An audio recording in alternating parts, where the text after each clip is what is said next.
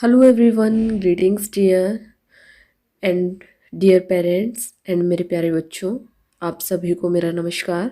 तो आज हम पढ़ेंगे क्लास टू का चैप्टर नंबर 6 बहुत हुआ कविता। आज हम पढ़ेंगे। कविता को स्टार्ट करने से पहले हम कविता का सारांश जान लेते हैं कि कविता में क्या दिया गया है, इसके कवि का क्या नाम है, कविता का क्या नाम है और यह है कौन सी हमारी पाठ्य पुस्तक से यह कविता हमारी ली गई है। तो चलिए हम पहले बेटा जो है वीडियो को शुरू करने से पहले अगर आपने चैनल को सब्सक्राइब नहीं किया है तो प्लीज़ एक बार नीचे जो है रेड बटन में सब्सक्राइब का बटन है, आप प्लीज़ उसे क्लिक कीजिए और चैनल को सब्सक्राइब कीजिए। और मेरी वीडियो अच्छी लगी तो प्लीज़ लाइक भी कीजिए और अपने फ्रेंड्स के साथ शेयर कीजिए। तो चलिए कर लेते हैं कविता का सारांश। कविता का सारांश कुछ इस तरह से है, देखिए। देखो बच्चे, यह जो कविता है वो है बहुत हुआ कविता है। कवि कौन है? हरीश निगम जी इस कविता के कवि हैं। इस कविता में कवि ने वर्षा के कारण बच्चों को होने वाली कठिनाइयों का वर्णन किया है। देखो बच्चों, अगर जब आप स्कूल जाते हैं या जो भी पेरेंट्स मेरी ये पोइम सुन रहे हैं, जब आप लोगों के बच्चे स्कूल जाते हैं तो क्या होता है, बच्चों को परेशानियों का सामना करना पड़ता है। उनको स्कूल जाते टाइम जैसे छाता अवेलेबल नहीं हो पाता, कई बार बच्चे जो है बारिश में भीग जाते हैं। कई बार बच्चों को स्कूल से आते टाइम बारिश हो जाती है, कई बार जाते टाइम हो जाती है, या जब घरों में भी होते हैं तो उन्हें बाहर खेलने का मौका नहीं मिल पाता है। तो बच्चों के माध्यम से कवि कहता है कि हे बादल भैया, आप पानी बरसाना बंद करो। कई बार बारिश इतनी तेज होती रहती है कि वो बंद होने का नाम ही नहीं लेती। हम लोग जो है घर से बाहर ही नहीं निकल पाते हैं। हम लोग ना तो अपना बड़े जो है अपना काम कर सकते हैं, ना बच्चे खेलने के लिए बाहर जा सकते हैं। तो वो कहते हैं कि बहुत हो चुका, रात भर वर्षा के कारण घर के चूने से अब हम सबको नानी याद आ गई है। हम कहाँ जाएं और कहाँ खेलें, चारों तरफ कीचड़ और पानी है। घर में फंसकर हमारी स्थिति पिंजरे में बंद सुगे, सुगे क्या होते हैं बेटे? तोते। पिंजरे में जैसे तोता बंद कर देते हैं ना, उसकी तरह हो गई है। बच्चे सूरज दादा से प्रार्थना करते हैं कि वो जल्दी से धूप खिलाए, क्योंकि सूरज आएगी तभी तो वर्षा जाएगी, या वर्षा जाएगी तभी तो सूरज आएगी। तो बच्चे अपने दोस्तों से कहते हैं कि सब मिलकर सड़कों से पानी हटने की दुआ करें। तो ये तो था बेटा जो है कविता का सारांश, जिससे हमें पता लग जाता है कि हमारे जो कविता के कवि हैं वो कौन है और कविता का जो है कविता में क्या दिया गया है। तो चलिए अब पढ़ लेते हैं कविता। देखिए यहाँ पर खिड़की में बिल्ली बैठी है। यहाँ पर देखिए छत से पानी गिर रहा है। ये बच्चे जो है छाता लगाकर जो है नीचे खेल रहे हैं, लूडो वगैरह जो भी है वो खेल रहे हैं। बाहर से जो लोग बारिश में जा रहे हैं वो भी छाता लेकर जा रहे हैं। इसके अलावा देखिए यहाँ पर जो है टब में पानी इकट्ठा करके और जो है नाव के साथ जो है खेल रही है ये बच्ची। यहाँ पर बाल्टी रखी हुई है, क्योंकि छत इतनी बारिश हो गई है कि छत से पानी टपकने लगा है। ठीक है, तो चारों तरफ पानी ही पानी हो रखा है। तो चलिए पढ़ते हैं। देखिए यहाँ तक पढ़ेंगे हम पहले। बादल भैया बहुत हुआ, कीचड़ कीचड़ पानी पानी, याद सभी को आई नानी, सारा घर दिन रात जुआ। तो देखिए क्या कह रहे हैं कि बादल भैया अब बहुत हो गया है, अब तो बस करो। हर तरफ कीचड़ ही कीचड़, पानी ही पानी हो गया है। हमें तो जो है घर में रहते हुए अपनी नानी याद आ गई है। तो चलिए इसका प्रसंग करते हैं।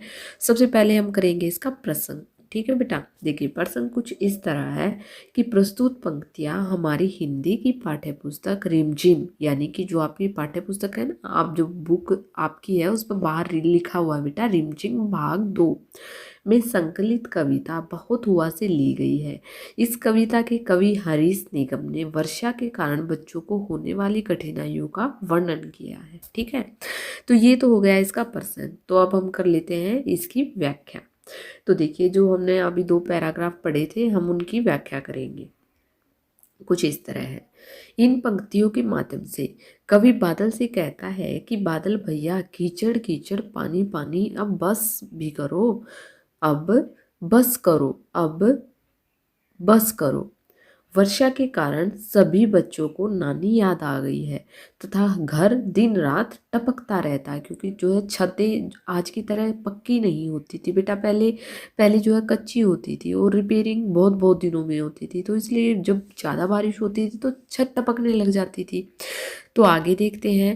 आगे है, जाएं कहाँ कहाँ पर खेले। कह रहे हैं बच्चे कि कहाँ जाएं कहाँ पर खेले, घर में फंसे फंसे बोरियत झेले। तो घर में फंसे हैं और बोरियत झेल रहे हैं। बोरियत यानी कि परेशान हो गए हैं हम घर में। जो पिंजरे में मौन सुआ, जैसे कम पिंजरे में जो है चुपचाप तोता बैठा रहता है, उसी तरह हो गए हैं हम तो। सूरज दादा धूप खिलाए, ताल नदी सड़कों से जाए। कह रहे हैं कि सूरज दादा अब तो आ जाओ, अब तो धूप खिला दो, सड़कों से जाए, ताल नदी सड़कों से जाए, और ये पानी जो है अब सड़कों से चला जाए। तुम भी भैया करो दुआ। तो आपस में बच्चे जो है अपने फ्रेंड्स को बोल रहे हैं कि अभी सभी लोग जो है दुआ करो कि यह पानी सड़कों से जल्दी ख़त्म हो जाए और जो है सूरज दादा जल्दी आ जाए। तो देखिए, इसकी व्याख्या में हम कुछ इस तरह लिखेंगे बेटा। प्रसंग तो हम ऐसे ही लिखेंगे जैसे कि हमने पहले का लिखा था। अब इसकी व्याख्या लिखेंगे कि इन पंक्तियों में बच्चे कह रहे हैं कि वर्षा के कारण हम कहाँ जाएं, कहाँ खेलें, घर में फंसकर हम बोर हो जाएंगे। यहाँ हमारी स्थिति पिंजरे में बंद तोते की तरह हो गई है। बच्चे सूरज दादा से धूप खिलाने को कह रहे हैं, यानी कि धूप आने को कह रहे हैं। वे अपने मित्रों से कह रहे हैं कि सब मिलकर दुआ करो कि सड़कों पर जमा पानी निकल जाए, शिविरों में चला जाए, इधर उधर जो है तालाबों में चला जाए। तो इस तरह से हमने बेटा ये इनकी कर ली है व्याख्या। अब हम करेंगे अभ्यास के प्रश्नोत्तर। अभ्यास के प्रश्नोत्तर में सबसे पहला कौन सा है बेटा? बरसात। बरसात के ऊपर दिया गया है कि बारिश कहने पर तुम्हारे मन में कौन कौन से शब्द आते हैं, सोचो और लिखो। तो बारिश कहने पर एक तो मेरे मन में सबसे पहले तो शब्द आता है कि जब हम जो है कागज की नाव बनाते हैं और उसको पानी में तैराते हैं, वो शब्द आता है मेरे मन में सबसे पहले। ठीक है, तो हम इसको लिखेंगे बेटा इसका आंसर कि हरे भरे पौधे आते हैं हमारे मन में, भरे भरे ताल तलैया आते हैं, पानी आता है, कीचड़ आता है, छाता आता है और कागज की नाव आती है। तो ये सारे शब्द जो है हमें हमारे मन में आते हैं बारिश का नाम लेते हैं। ठीक है, आगे देखिए अगला प्रश्न है हमारा, प्रश्न नंबर 2 है ये हमारा बारिश से, कि जब बहुत बारिश होने लगती है तब तुम कहाँ खेलते हो, कौन कौन से खेल खेलते हो? तो देखिए बेटा, जब बहुत बारिश होने लगती है तो हम घरों से बाहर ही नहीं निकल पाते हैं। हम अपने घरों में ही कैरम बोर्ड खेल लेते हैं, हम सांप सीढ़ी खेल लेते हैं, हम जो आपस में 2-4 बच्चे मिलकर जो है छोटी वो बॉल वगैरह लेके खेल लेते हैं घर के अंदर ही। तो इस तरह से हम जो है ये सारे गेम खेलते हैं। तो हम इसका उत्तर लिखेंगे बेटा कि जब बारिश बहुत होती है तो हम अपने घर के अंदर खेलते हैं, जैसे लूडो खेल लेते हैं, वीडियो गेम, घर घर खेल लेते हैं, व्यापार खेल लेते हैं, गुड़ियों का खेल खेल लेते हैं, सांप सीढ़ी खेल लेते हैं। यहाँ पर हम लिखेंगे सांप सीढ़ी। ठीक है, सांप सीढ़ी खेल लेते हैं, ये सारे गेम हम खेल लेते हैं। ठीक है, आगे देखिए आगे क्या दिया गया है। हमारा प्रश्न नंबर है कि खूब तेज बारिश होगी तो तुम्हारे घर के आसपास कैसा दिखाई देगा। और अगला एक तो ये है हमारा क्वेश्चन। अगला है कि बारिश में कितना पानी बरसता है, जब वह सब पानी कहाँ कहाँ जाता होगा। तो वह सब पानी कहाँ कहाँ जाता होगा। तो सबसे पहले हम करते हैं, जब खूब तेज बारिश होगी तो तुम्हारे घर के आसपास कैसा दिखाई देगा। तो जब खूब तेज बारिश होगी तो चारों ओर बारिश ही बारिश दिखाई देगी। इतनी तेज बारिश में लोग भीग रहे होंगे, गड्ढे पानी से भर जाएंगे, पेड़ पौधे हवा और बारिश के जोर से लहरा रहे होंगे। तो इस तरह जो है हमारे चारों ओर का माहौल होगा। अगला देखिए बेटा कि बारिश में जो है बारिश में औसतन कितनी बारिश होती है, कितना पानी बरसता है। तो हम यहाँ लिखेंगे कि बारिश में औसतन एक दिन में 25 सेंटीमीटर के करीब पानी बरसता है। और वह पानी कहाँ कहाँ जाता है, वह पानी नदी नालों खेतों आदि में चला जाता है। ठीक है, आगे देखिए कि ये सब लोग बारिश से बचने के लिए क्या करेंगे बताओ। लोग क्या करेंगे, लोग या तो अपने घरों में घुस जाएंगे या क्या करेंगे, छाता ले लेंगे। कबूतर क्या करेंगे, कबूतर जो है अपने घोंसले में चले जाएंगे। केचुआ जमीन में घुस जाएगा। कुत्ता जो है अपने किसी भी मालिक के वगैरह के घर में या किसी भी लेंटर वगैरह के नीचे जहाँ भी जगह मिलेगी वहाँ छिप जाएगा। मछली क्या करेगी, मछली तो पानी में ही रहती है।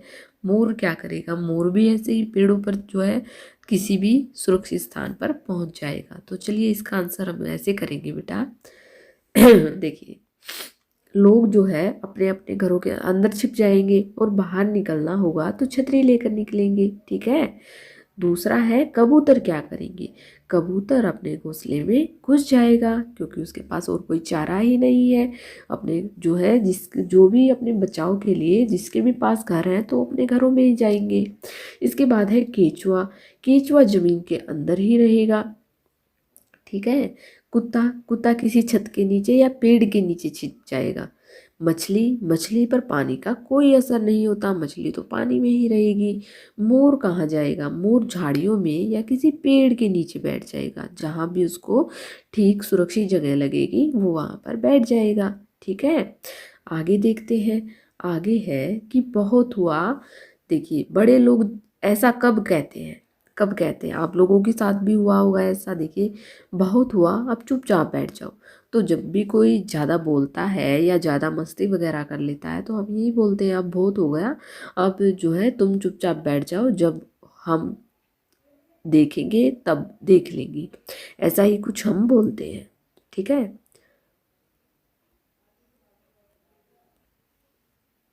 आगे देखिए, बहुत हुआ अब अंदर चलो, तो ऐसे हम बोलते हैं बच्चों को कि बहुत हो गया अब अंदर चलो। बहुत हुआ अब सो जाओ, ऐसा कब बोलते हैं हम। बहुत हुआ अब टीवी बंद कर दो, ऐसा कब बोलते हैं। तो देखिए हम लिखेंगे कि देखिए, जब बहुत हुआ अब चुपचाप बैठ जाओ तो हम बोलते रहते हैं कि चुप ही नहीं होते। बहुत हुआ अब अंदर चलो कब बोलते हैं, जब हम किसी बात को नहीं करने देते और हमें चोट लग जाती है, जब हम बोलते हैं अब अंदर चलो बहुत हुआ। तो बहुत हुआ अब सो जाओ ऐसा कब बोलते हैं, जब हम पढ़ने के स्थान पर शैतानी कर रहे होते हैं तो ऐसा तब बोला जाता है। बहुत हुआ अब टीवी बंद करो, तो ऐसा कब बोला जाता है, जब हम बहुत देर तक टीवी देख रहे होते हैं तब ऐसा बोला जाता है, ठीक है। आगे देखते हैं। आगे है कविता में ऐसा क्यों कहा गया है। तेज बारिश होने पर सड़कें नदी बन जाती हैं क्योंकि हर तरफ बेटा चारों तरफ पानी ही पानी भर जाता है। सब और कीचड़ होने पर नानी याद आती है, ऐसा क्यों होता है। तो देखिए यहाँ पर हम करते हैं इसका आंसर कि जब तेज बारिश होने पर सड़कें नदी बन जाती हैं, तो देखिए तेज बारिश होने पर सड़कें नदी इसलिए बन जाती हैं क्योंकि इस पर पानी जमा हो जाता है, इसलिए हम उनको बोलते हैं जो है सड़कें नदी बन जाती हैं। सब और कीचड़ होने पर नानी याद आती है, तो चारों तरफ कीचड़ होने के कारण चलना मुश्किल हो जाता है और नानी याद आती है, ठीक है। इसलिए हम बोलते हैं कि कीचड़ हो गए, नानी याद आ गई है।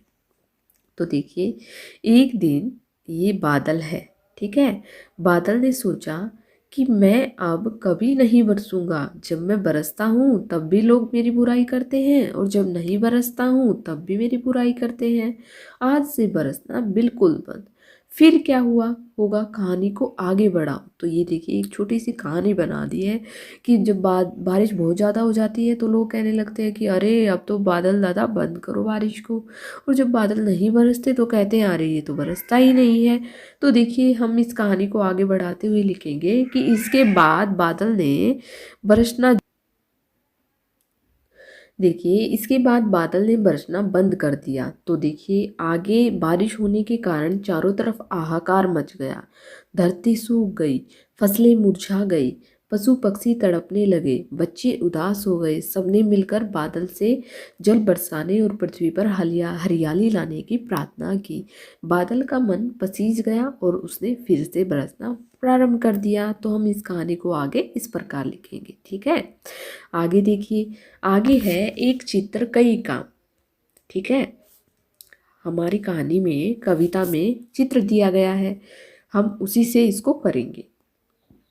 सबसे पहले है कविता के साथ जो चित्र दिया गया है उसमें कौन क्या कर रहा है। देखिए एक बच्चा चित्र बना रहा है, ठीक है। दूसरा बच्चा क्या कर रहा है, बिल्ली क्या कर रही है, आदमी क्या कर रहा है, एक बच्ची क्या कर रही है और कुत्ता क्या कर रहा है। तो कुत्ता क्या है कर रहा है बेटा, बैठा है, भीगा हुआ। तो हम इसको लिखेंगे, मैं साथ ही आपको चित्र भी दिखाऊंगी। देखिए एक बच्चा चित्र बना रहा है, ठीक है, दूसरा बच्चा छाता पकड़ रहा है, तीसरा जो है बिल्ली खिड़की में बैठ रही है, आदमी छाता पकड़कर बारिश में चल रहा है, एक बच्ची टब में नाव चला रही है, कुत्ता शरीर पर लगा पानी झाड़ रहा है। तो देखिए यहाँ पर मैं आपको दिखाती हूँ कि कैसे, देखिए यहाँ पर, देखिए जैसा कि मैंने अभी बताया कि जो है बिल्ली क्या कर रही है, खिड़की में बैठ रही है, जो है मनुष्य क्या कर रहा है, आदमी जो है छाता लेकर जा रहा है, बच्चा क्या कर रहा है, पेंटिंग कर रहा है, जो है कुत्ता क्या कर रहा है, अपने गीले बालों को जो है झाड़ रहा है, और इसके बाद ये लड़की क्या कर रही है, नाव चला रही है पानी में, ठीक है। तो ये सारे जो है हमने चित्र देखकर हमने बता दिया कि ये सारे क्या कर रहे थे।